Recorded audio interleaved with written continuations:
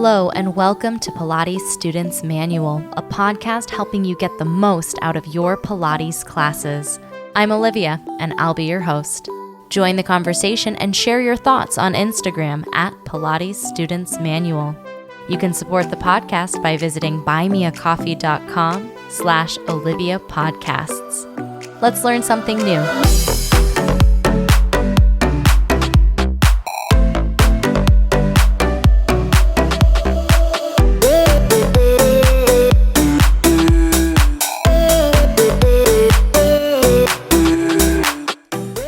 Hello, everybody. Welcome back to the podcast. Today, we're going to be talking all about the hips. The hip is a really important joint in our body, or joints, I guess. You do have two of them, very likely. And if you do Pilates, you know that you need a lot of strength and a lot of mobility at the hips to perform those exercises to the best of your ability. And you may also know that those exercises also work to strengthen and increase mobility, flexibility at that hip as well.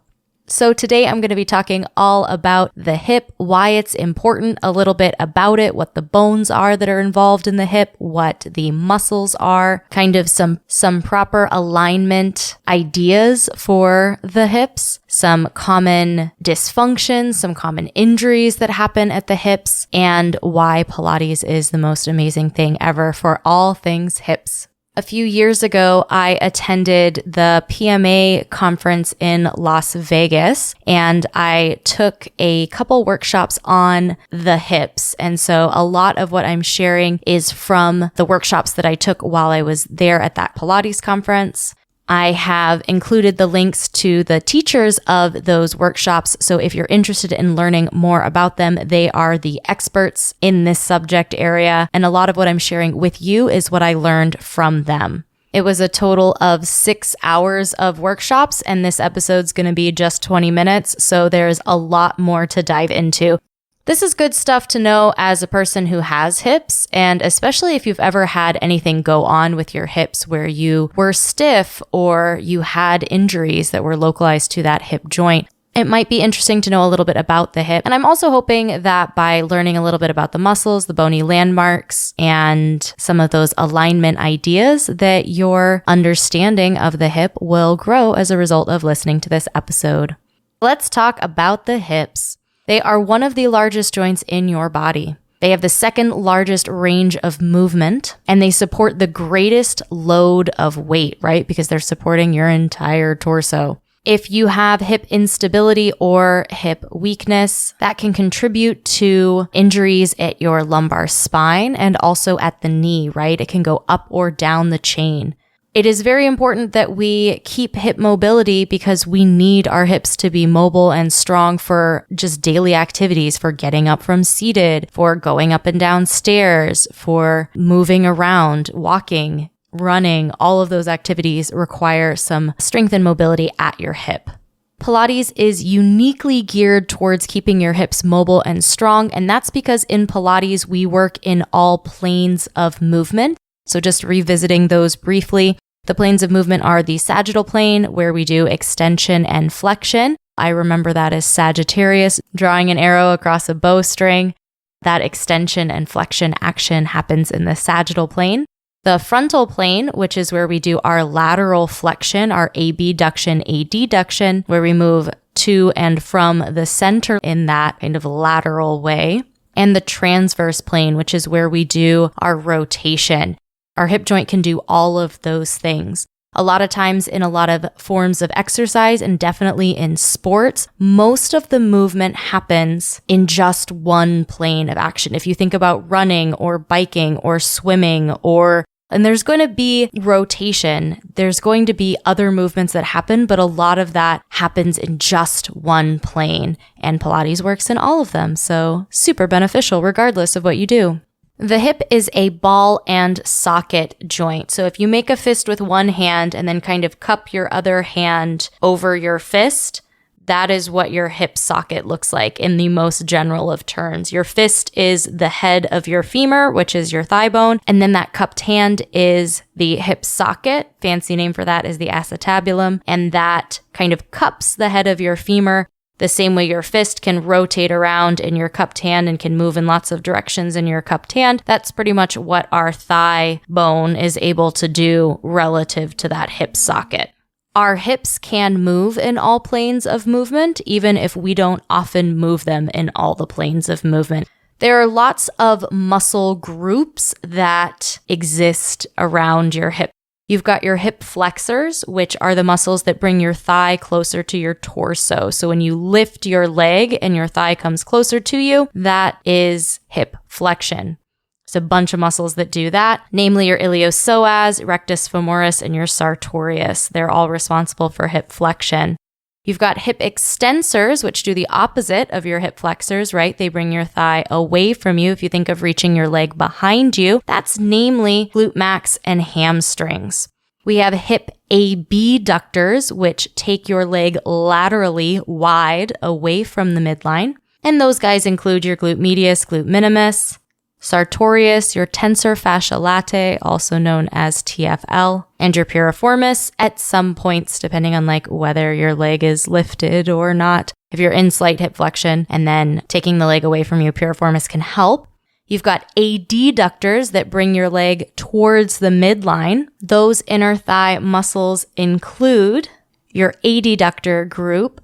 That's adductor magnus, longus, and brevis. Those are 3 different muscles. One is great, one is long, and one is short, but they all help with adduction. Your pectineus and your gracilis. So we've worked in extension and flexion, right? There's our sagittal plane. We've worked in AB and adduction, right? There's your frontal plane. But our hips can also rotate. They can rotate externally and internally.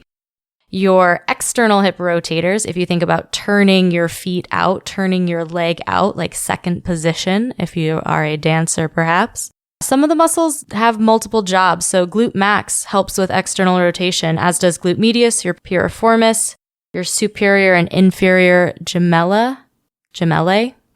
This is kind of hilarious because I look at these muscles a lot and I think their names in my head a lot, but I don't always say them out loud. So if I'm mispronouncing them, don't take my word as gospel. Your quadratus femoris, obturator internus and externus, sartorius, biceps femoris, lots of names of muscles. It's not super duper important that you know the names of the muscles, but it's just for your edification, those are the muscles. And lastly, those internal rotators, your glute medius and minimus, your TFL, piriformis, semimembranosus, semitendinosus, all help to internally rotate the leg and kind of turn you into that pigeon-toed stance. So that's a lot, right? That's pretty complicated. There are a lot of muscles in your hip. It's really honestly surprising that we don't have more hip dysfunction because there's so much going on there, right? In addition to the muscles, you've got other stuff in your hip socket, including your labrum, which is, again, if you go to that fist in your hand, kind of cupping the top of your fist, where your hand meets your fist has this layer called the labrum, and that kind of holds the bone kind of snugly in that socket. You've got ligaments in there. You've got bursa, which are little gel packs that help the muscles slide against each other, because since we heard there are so many muscles in this area, in order to help them slide alongside each other so that we can move in all of these fabulous ways, we have these little slidey guys called bursa. Some things to think about when we think about proper alignment. And alignment is more complicated than just saying, oh, this is where everything should be, and if it's like this, you won't have any dysfunction and there won't be any pain. It's kind of a guideline because I do know that every body is different and not every body is going to line up like this. But when you're working with your Pilates teacher, if they do a postural assessment for you, they might look at these landmarks in order to maybe make some adjustments to the way you move. Not saying that it solves all problems or that this is a one-size-fits-all approach, but there are certain alignments that cause less pain than other alignments. Sometimes alignments are caused by, weak or tight muscles, and that's something that we can definitely change as we do Pilates. So I'm just going to give you 2 ways of looking at the hip because there are things that you could look at for yourself in the mirror. One of them is looking at your hips from the front and horizontally across your hips. So up and down your leg and then also side to side from hip to hip and kind of like looking across. Those are the easiest ones, I think, for you to kind of see for yourself what your hip alignment is like. So what we're looking at here are some bony landmarks. So when you're looking up and down from hip down to the feet and you're looking kind of at that front view, the inside bit of your hip protrusion called your ASIS, your anterior superior iliac spine, that's what you feel pressing into the mat when you're lying on your stomach for an exercise like swan. You want the inside of that hip point to be directly on top of the center of your kneecap. That should line up with the center of the front of your ankle, and that should line up with the space between your first and second toe. So if you look straight down your leg, that's what the plumb line should be in the ideal body, right? Another one you can look at if you're looking at yourself in a mirror, horizontally, just going across there. You want to make sure that the hip points, that both of those hip bones, those ASISs on both sides are level, that the high point of your pelvis on the side is also level, going straight across, that your greater trochanter, which is a bony bump on the outside of your thighs, you can kind of feel it when we're lying on our side doing Pilates, that kind of bony bump at the side of your thigh bone, side of your femur. Those guys want to be even. Your knees should be at the same level, and your legs should be equally turned out. So those are definitely things that you can look for yourself, just looking in a mirror, and just notice for yourself, is one of my hips higher than my other hip? It's not cause for alarm if it is. No one's body is exactly the perfect ideal alignment, but that may give you some clues about stuff that might be happening in your body, stuff you might be feeling when you do Pilates. Coming up after the break, I'm going to talk about some common misalignments that happen, and I'm also going to talk about some common hip maladies, things that happen to hips that make them sad. And again, as always, Pilates can definitely help. That's coming up next. Hi there. Enjoying the podcast? Me too. Make sure you subscribe wherever you're listening so you get notified about new episodes. And visit buymeacoffee.com/Olivia Podcasts to support the show. There you can make a one-time donation or become a member with a donation of as little as $5 a month. Members get some awesome perks, including a shout out in the next episode, a monthly newsletter, a monthly Zoom call with me, and more. You can also visit links.oliviabioni.com/affiliate and check out some sweet deals on products I use and love. Now back to the show.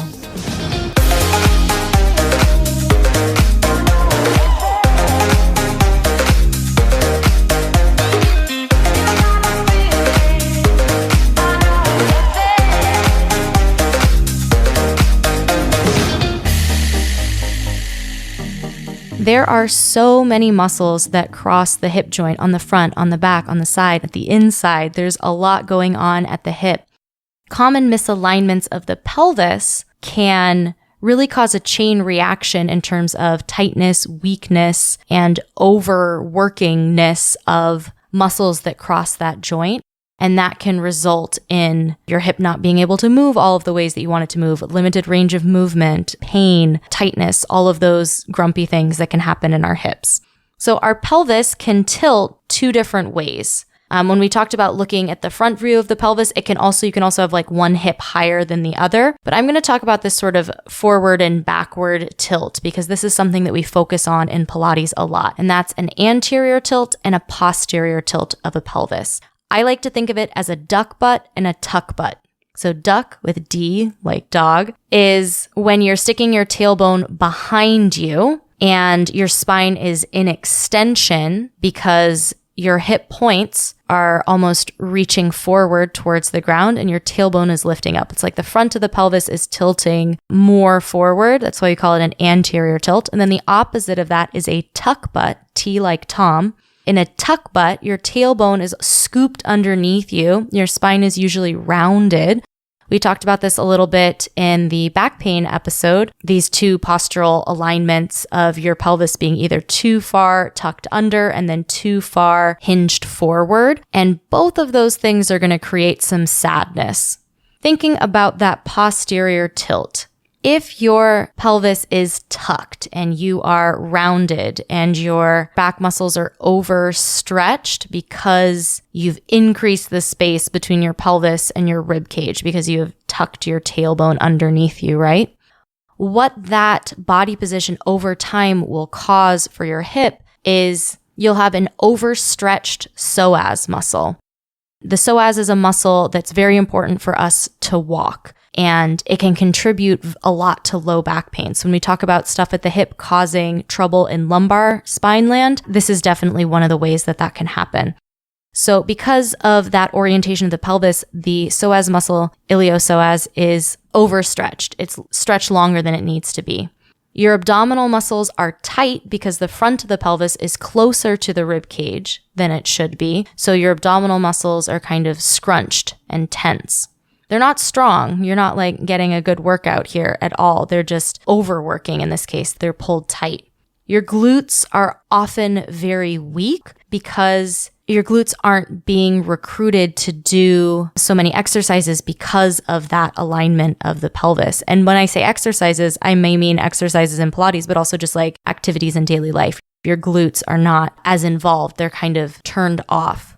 Oftentimes, your spine is in that kyphosis, that kind of rounded back. Oftentimes, legs are also in external rotation because muscles are compensating for those glutes not working, especially. All of that stuff can create sadness in the hip. And then the flip side of that coin, being in an anterior tilt where you're lengthening your tailbone behind you, hip points are dropping forward, you're likely to have very tight and very weak hip flexors because you've shortened that hip flexor space. The same way we shortened our abs in that rounded back posture, we've shortened that hip flexor space. Your abdominals are going to be weak because they're overstretched. Your low back muscles are going to be tight because you're shortening that space at the low back. That can create some back pain. Your glutes are overactive because now with the way your pelvis is tilted, they're having to do more work than they probably should be doing. Your hamstrings are going to be weak because they're being overstretched because your tailbone's lifting away from your heels. Oftentimes this results in flared ribs because you're in that extension throughout your spine. It's like none of that is happy. We don't want either of those things. What we want to do is find a balance, and that's why neutral spine is so important.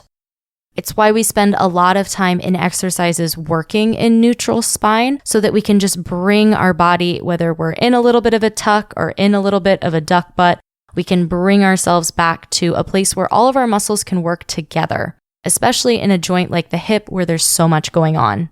There can be things that happen in the hip that are not structural, but are muscular. So when we're talking about those pelvis tilts, those orientations of your pelvis, a lot of times if we strengthen the muscles that I mentioned were weak, or we stretch in some cases areas that are tight, we can get range of movement, we can get strength back into the hip joint because it's a muscular issue. There can also be structural things that happen at the hip, namely osteoarthritis, hip replacements, piriformis syndrome, and a labral tear. So those are some things that can happen to hips or can happen at the hip socket. Osteoarthritis is where the cartilage that lines that hip joint wears away, often like natural wear and tear of like having a hip and using it. And it's oftentimes a part of aging that unfortunately most people over the age of 60 will have at least one joint that has some osteoarthritis. Often that results in pain and stiffness, but by doing very Pilates-y things, including increasing strength at the center, that abdominal strength can take some pressure off of that hip joint. Using that spring resistance, especially to build strength and muscles surrounding the hip joint, increasing flexibility and range of movement, we can do all of that to mitigate the effects of osteoarthritis. In terms of hip replacements are getting really good, actually. So there are a bunch of things that are like things you shouldn't do when you've had a hip replacement, and definitely let your Pilates teacher know that you have had a hip replacement, whether it was an anterior or posterior, whichever way they came in to do the surgery.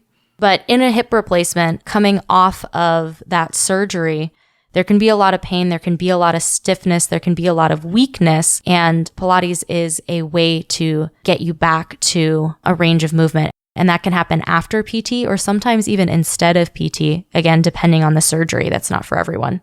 Piriformis syndrome. So your piriformis is an external hip rotator. It's one of the muscles in your butt, and your sciatic nerve goes right either through your piriformis or like right next to your piriformis. And if your piriformis gets tight, swollen, or angry, it can press on your sciatic nerve, and that's where sciatica comes from. In some cases, that can be a cause of sciatica.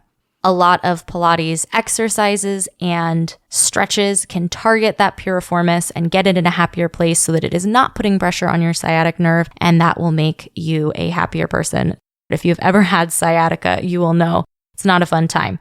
A labral tear, as I said earlier, your labrum lines your hip socket, your acetabulum.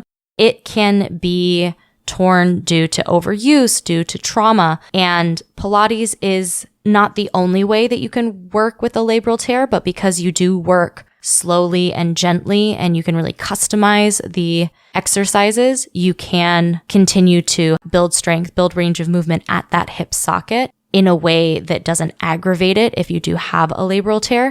Sometimes surgery is the answer. I mean, hip replacement, that's obviously a surgery, but Pilates can definitely help with all of those hip-related things. I hope you learned something new about your hips today. I hope you get to peek at yourself in the mirror and just notice in a totally non-judgmental way. Just notice what your hips look like, what they're up to. And as you continue in your Pilates journey, as you continue to work with your body in all of its seasons, you'll be able to build strength and increase flexibility and mobility at that hip joint. Thank you, as always, to my supporters on Buy Me a Coffee. It means so much that you visited that Buy Me a Coffee page and chose to donate and support this project. You really do help keep the podcast going. Thank you all for your support. I hope you have a great week, and I'll talk to you again soon.